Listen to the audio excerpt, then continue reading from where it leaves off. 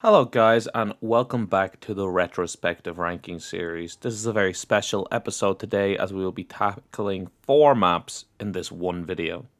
The 4 maps in question are none other than the small survival maps that are present on Black Ops 2. These will be Bus Depot, Farm, Town, and finally Nuketown Zombies. The reason I've decided to cover all of these maps in one video is rather simple. There's just not a lot to say about the majority of these maps individually, and even the ones that do have a fair bit to them will be still shorter than the Shangri-La video, which is the shortest video in the series so far. I thought rather than waste everyone's time by releasing 4 videos over the course of 2 weeks and fishing for watch time, I'd just cover everything in the one video. Survival maps as a whole are such a cool and unique idea that absolutely should not have been dropped after this game. The idea that you could give each side of the player base unwavering customizability on how they want to play is a stroke of genius that I do fear is lost on Treyarch here, as the concept is never explored again. This concept and how it's executed allows the big complex map enjoyers the ability to play maps like Buried, Mob of the Dead, Origins, and Transit, while the Black Ops 1 lovers get Town, Nuketown, and classic World at War truthers are allowed to enjoy classic gameplay like Knock or Shinonuma with Farm and Bus Depot. Having these survival maps available to the player really actually broadens the player base as it will appeal to more people. The beauty of how this is handled in Black Ops 2 isn't lost on me, as the process isn't even taking dev time away from the bigger maps, as Treyarch in a flash of brilliance decided to use portions of their existing maps to create these experiences. In my opinion, I think it would be an absolutely amazing idea to have these experiences back in Black Ops 6. I know Onslaught and Cold War gave the same kind of vibe, but it would be nice to have traditional survival maps return in Black Ops 6. Okay, so we are still going to break each of these maps down into their own section of the video, so we're going to start with the smallest and work our way up. Funnily enough, as you go in map size, you also go up in mechanical complexity and unique game twists available on each map. So we're going to start with Bus Depot. For the first time in series history, we have the first map that has no positives listed down on my notes journal. I know I've just spent the last few minutes talking up the positives of survival maps, but to be honest, Bus Depot is just a waste of time in my opinion. I know this sounds harsh, but this map is basically just a worse version of Knocked, the first ever Zombies map. Knocked as a map had intrigue, vision, and atmosphere. Bus Depot lacks on all of these fronts. I also believe that Bus Depot is the smallest Treyarch map ever created. The map basically has 2 rooms, the transit spawn and outside of the depot. The map has 1 box location with only the ray gun if you don't have the DLC as a wonder weapon. The main problem with this map is that if a player wanted to experience Knocked, they could just go back and play Knocked. I'm not trying to be funny, but Knocked is quite literally on Black Ops 1 Zombies, and the mechanical improvements between Black Ops 1 and Black Ops 2, while impressive on certain maps, are just not present on Knocked, so on Bus Depot. So there's no real point in playing Bus Depot over just going back and playing Knocked. Why would you, as the player, play the objectively worse map when you could play the actual experience you want? Sure, for God's sake, Knocked is even on transit. Like, it's there. So, like, there's really, Bus Depot doesn't really need to exist. I do have a few closer negatives written down that I should just throw out and explain. I've already mentioned the size. This is an issue not because I don't believe small maps can't be exciting and they can't be fun, but just because it's such a small map and it's still empty. There's nothing in the map. Like, if it was small and packed with content, it would be different. But it's not like Knocked, where the few things present on the map are spawning intrigue and mystery. No, on this map, it's just empty nothing. Like, on Knocked, for example, you have the cabinet, right? When I was younger, everyone wanted to know what was in the cabinet, and it actually took me and my friends a while to get to the cabinet. That's because we were no good at the game. And stuff like that builds mystery and intrigue. On Bus Depot, there's really nothing like that present on the map. No mystery, no intrigue, just 2 dull-ass rooms. To make matters worse, while the map itself is not as bad as Transit on this regard, there is still fire present, which is a disaster. That should not be present on a map where you are constantly 2 hits away from being down. Not only down, you're 2 hits away from a game over. So this fire technically counts as a hit and a half if you're close enough to the zombies when they hit you, and then they blow up. This is disastrous. This puts you on red screen immediately, and I just don't think... Like, you could kill 2 zombies close to each other, and close to you and you'd go down because they exploded. I just don't think it's a good gameplay loop. Exploding zombies and fire often just make you that one hit. This map also lacks massively in perk variety, but I do realise that is what they were going for. It's also missing a wonder weapon for the first time since I believe Shinonuma only having the ray gun on the map. I'm not counting the ray gun Mark II because that is only present if you have the DLC. Both of these are very intentional, but I do feel like I would have preferred the map with at least quick revive. I know I'm basically complaining about what the map's setting out to do, but to me, what the map sets out to do is just more fun elsewhere. Overall, Bus Depot is a lacking map in all aspects, and I genuinely believe that it flops at what it sets out to do.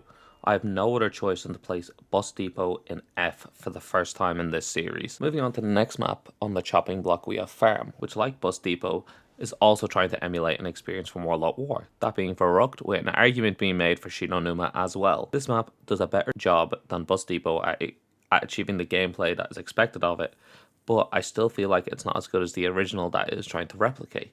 The farm itself is again ripped straight from Transit, and it is a small map. Like I'm talking similar in size to the original Noct, nowhere near as big as Verrucht, that's for sure. I actually think that it does run in the map's favour though, as it allows for a compact, fast-paced map, where the combat is pushed to the forefront. While there is no pack-a-punch on this map, you can still invoke a mild sense of progression through the ability to be able to obtain the perks as they have been added back. The classic 4, as far as I can remember from the gameplay. Farm, in my opinion, also has a good layout for one of these survival maps. I have always enjoyed running around the farm. To be honest, it should be called a yard, though, as you don't actually ever get to go to the fields or anything, just the barn. But overall, yeah, the layout of this map is definitely an improvement, especially coming from the disaster of the layout that is Bus Depot. I do have a few nitpicks I would like to talk through before I move on to my one genuine negative. Like the last map, there is fire present here, which is just not fun. I do not like the fire, and I have no idea why Treyarch insists on having the fire. It makes sense in Transit. I don't think it makes sense here. I suppose it does make sense narratively where we are at in the story at the moment, but I don't count that, to be honest. I feel like gameplay and story should fuse together in a cohesive but also enjoyable way, which on this map it just does not reach that same impact. The next thing I would like to talk about is a much larger issue I have with the map, and that is the visibility. On this map, it's so dark, brown, with fog, dirt, that the map, it can actually be quite difficult to make things out. This negatively impacts the play space and makes the player just feel like they're in a dirty environment.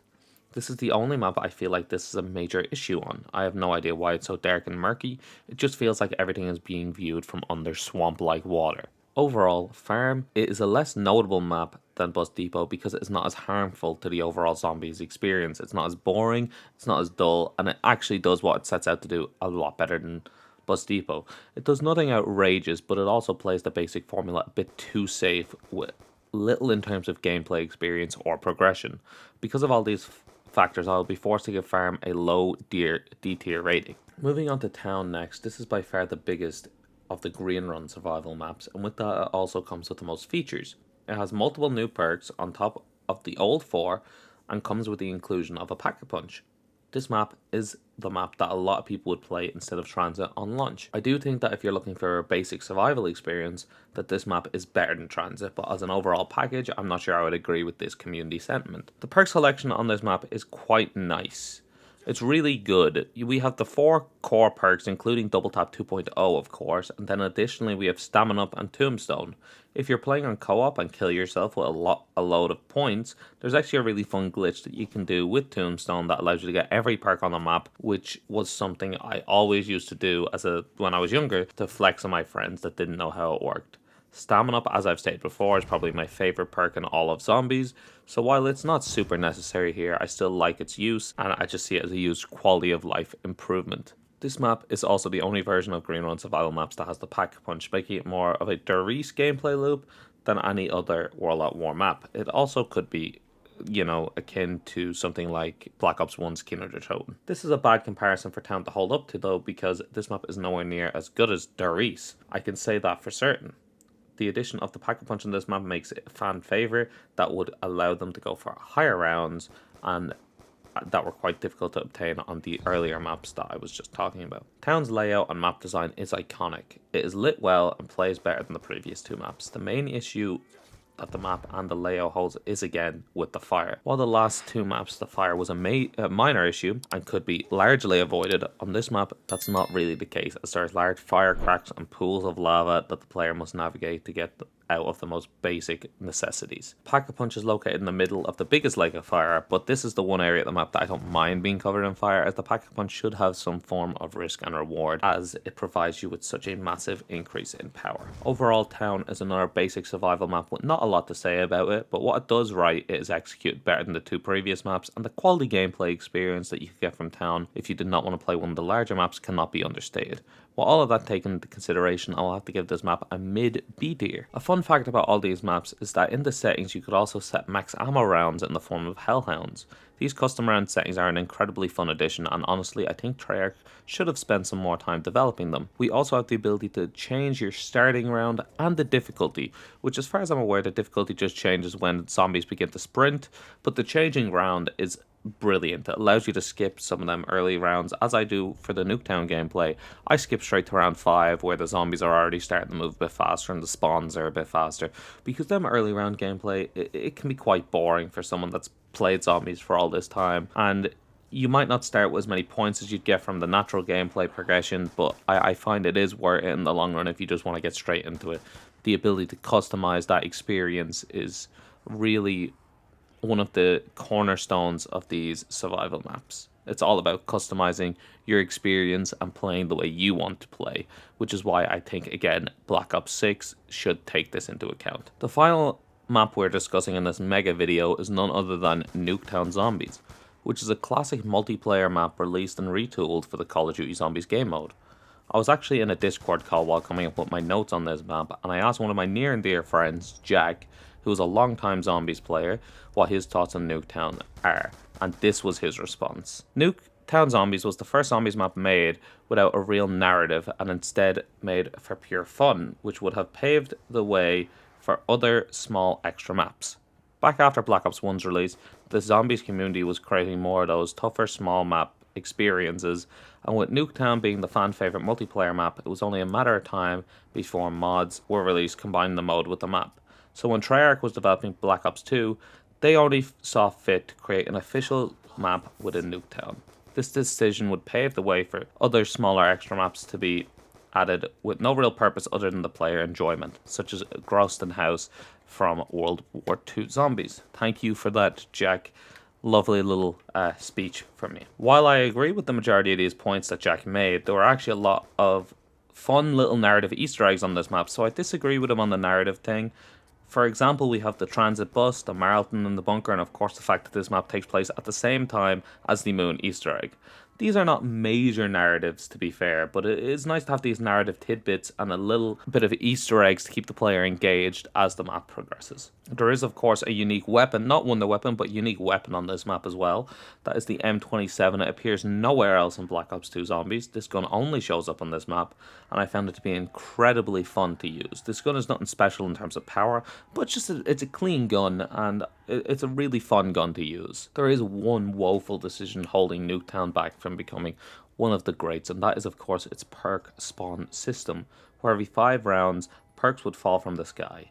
This is not an inherently bad system, and with a few tweaks it could actually be really good, but unfortunately how we got it is just underwhelming and irritating to play with if your luck is not good. The perk system should have worked on a training-based system, giving the players that they need at the rough time they should have experienced it in a typical game. So for example, round 1 you get your quick revive if you're in solo. Round 5 you get your jug as you would in a normal game. Around round 5, 6, 7 I'd typically buy jug just to get ready. Then you would get your double tap or your pack-a-punch. They could be interchangeable. Sometimes I'm feeling pack-a-punch, sometimes I'm feeling double tap. They both basically give you a massive damage increase. You should be getting a damage increase third. Then you get your speed cola, your double tap, or again your pack-a-punch. You get your final damage upgrade after you get your setup, your perks. So that's how it should have spawned, in my opinion, because that kind of teaches the player. It's like a tutorial map by that basis. It gives the player what the player needs when they need it, and I just think it would have been a nice way to teach the player how to play. Overall, Nuketown is an enjoyable experience when you get good luck, and it is a map that is designed with fun and training in mind, as my friend Jack stated in his opinion piece. But I do have to knock it down due to my personal unenjoyment with it and its perk system. We are looking at a high T tier for now. This is, of course, as I've said before, subject to change. I hope you guys enjoyed my thoughts on these maps and you agreed with my placements. I feel like the placements I chose were actually incredibly fair, and to be honest, probably do respect the majority of the community sentiment. I also do think it would be incredible for the health of the game if Black Ops 6 had small survival maps to make a return so the game could cater to more player types, allowing the player base to expand. What the core zombies player base needs to understand is that the more players that play the mode, the better funding the mode will get. So I can really only see the positives from Treyarch bringing back small survival based maps. And funnily enough, just as I'm writing this script, Treyarch have revealed Liberty Falls, a map that looks extremely fun, survival, and it is reminiscent of Town. Now, the community, of course, is outraged at Liberty Falls. It looks boring, it looks too easy, it looks too much like multiplayer. Do you guys, as a community, we should be kind of encouraging players from Warzone and multiplayer to join us. The more players that play the game, the more funding the game gets, the better the maps get. Of course, they have done something very similar to Black Ops 3 and also Black Ops 2, where there is a small survival fun map that is just there for new players, casuals, to enjoy, with an Easter egg this time. And, you know, they also have Terminus. I just wanted to get that out there. I think we're overreacting a little bit. Liberty Falls being a basic survival map is a good thing. It will get more people playing the game, and the more people playing the game, the more funding the game will get, allowing Treyarch to do more stuff with the mode. The more funding, the more support. That's all I wanted to say on that, and it's another reason I think that Black Ops 6 overall should have more of these survival maps. If you did enjoy, feel free to leave a like, a subscription, and a comment down below, as it really helps me and allows me to keep making these videos. The transit videos support and comments were amazing, and it would be so nice to see if we can keep that energy up. Next episode will be none other than Die Rise, a map, well, we'll wait till we get into it. Anyway, I will see you all in that episode.